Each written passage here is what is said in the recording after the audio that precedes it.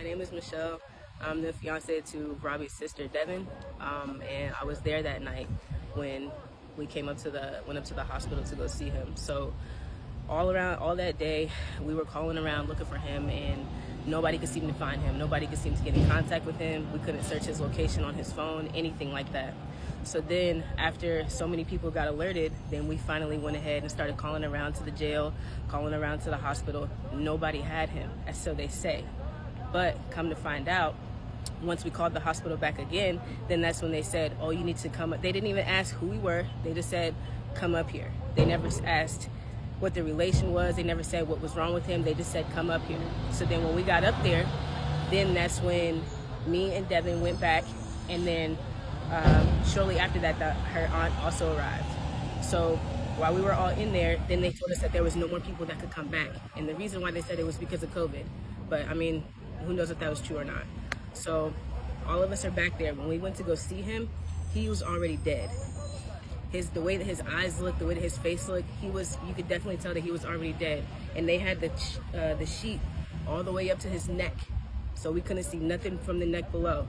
And he had a big ass knot on his forehead.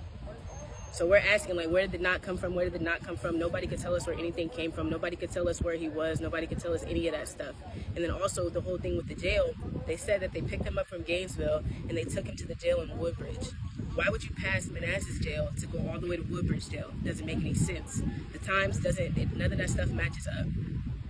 And then we come to find out that his belongings, when we went to go pick up his stuff, is out here at this jail. So like, sorry man, I'm getting a little, just nothing made sense. Really out here trying to get justice for him. And then another thing too, the detective that came to talk to us that night while we were in the hospital, he comes in and he says, already before he's even pronounced dead, he says, it's hard to lose somebody like this. How are you gonna say this to us when he's still in there alive, as so you say? And then they try to tell us about him having X amount of drugs in his system, but there's no toxicology report that is showing this information. And how do you have this information just based off of a couple of hours, you know? So, I mean, I don't know, everything is all jello right now. The best thing I can say is just, we out here trying to get justice for Mustafa. We out here trying to get justice for Robbie. We out here trying to get justice for anybody who's been brutally hurt by the police. And I mean, just long live Reed, man. That's all I can say.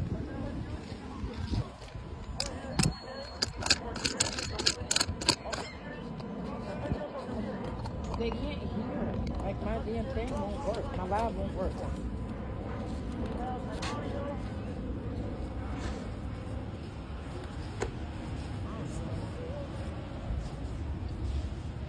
That was Robert's family telling you what happened to Robert. They killed Robert in this jail facility. We're asking for justice for Robert's family. We want Sheriff Glenn Hill to release the videos of how Robert died. I've got a list of names of individuals that died in this jail facility. My brother, MUSTAFA ALJAZAIRI, is inside that jail facility. 10 correctional officers went in, handcuffed my brother behind his back, stripped him naked, and beat him up so bad where he can't walk. Correctional officer beating my brother. That's how they beat him up. They beat him up so bad where he can't walk. And then the sergeant will put his boots on his head and tells him the nurse is about to be here. You better not ask for medical. If you ask for medical, we're going to beat you up more. And he denied him medical. He wants to refuse him medical so it doesn't get documented. I'm finding out that they're doing it to a lot of inmates inside that jail facility. It's only a matter of time before I find out what happened to Robert. His family is here, and they're demanding the videos, the body cams, the cameras inside that jail facility. I started a program inside that jail facility where my cell phone number is circulating within the inmates. Inmates are reaching out, and they're telling me what their correctional officer is doing to them. And I'm finding out the same thing that happened to my brother is happening to them. And it's the same names of those correctional officers that keep coming up. Sergeant Daniel, Correctional Officer Sergeant Daniel, Correctional Officer Malinsky, Correctional Officer Tifton, Correctional Officer Zuda. I've got a list of other correctional officers. It's in my notes. And I'll be going over them. But these correctional officers are using excessive force. They go in, handcuff you behind your back, strip you naked, pepper spray you, stomp you on your head, taser you, and then deny you medical. They leave you in a room. They shut off the water supplies. You're sitting there naked with your injuries, deny you medical, and when you die, the news tell you an autopsy is done and no foul play is found. I've got a list of inmates that died in this jail facility. My brother, they almost killed him in that jail facility. Is still alive. My sister painted him. That's what they did to him. Naked for 3 days, and they shut off the supply with no medical. He's still alive. But Robert is dead. His family's here. Robert didn't make it. What they did to him inside that jail facility, he didn't make it. We demand answers. We demand that Sheriff Glen Hill comes out and tell us what happened to Robert. We demand that he comes out and tell us what happened to my brother, MUSTAFA ALJAZAIRI. We want the videos. You've got a giant camera inside your house. You've got a giant camera inside your jail. We're demanding the videos. We FOIA request the videos. We get a letter from the superintendent that he has the videos, but he's not releasing the videos. We call on you, sir, Sheriff Glen Hill. You're elected into that position, and you're asking to be re-elected. We call on you, sir, to sit down with the superintendent and release the videos. This community is demanding answers. On your watch, inmates are dying. On your watch, inmates are violently getting beaten up, and then they're dying. I've got a list. MUSTAFA ALJAZAIRI was violently beaten up in your jail facility and denied medical. Mohammed Ikram Shirtel, age 26. He died inside your jail facility. Robert Reed, age 39. He died in your jail facility. His family is here. They want the videos. Fernando Rodriguez Gallivan. He died in your jail facility. He's only 25 years old. These people are not dying out of natural causes. But the media is telling us they're dying out of natural causes. An autopsy is done, and no foul play is found. Dale Wayne Jr., Dale Wayne Fox Jr., age 34. He died on your watch. Sheriff Glen Hill, this inmate died on your watch. Garcia Benitez, age 38. He died in your jail facility.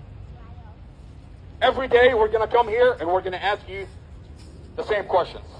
Why are these inmates dying on your watch? And my message to you is this. Hold your correctional officers accountable before the Department of Justice holds you accountable. On your watch, these inmates are dying. On your watch, these correctional officers are using excessive force and inmates are dying.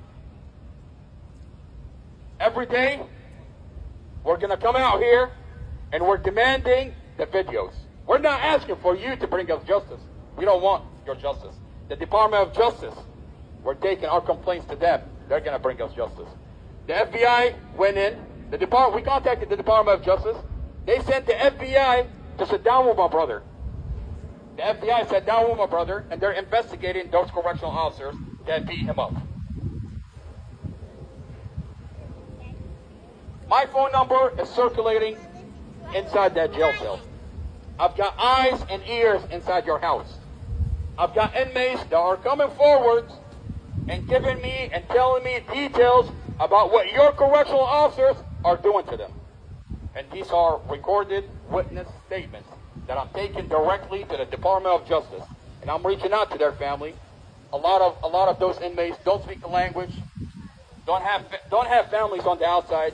So what I'm doing here, the same way I'm voicing out my brother's voice, I'm voicing out their voice.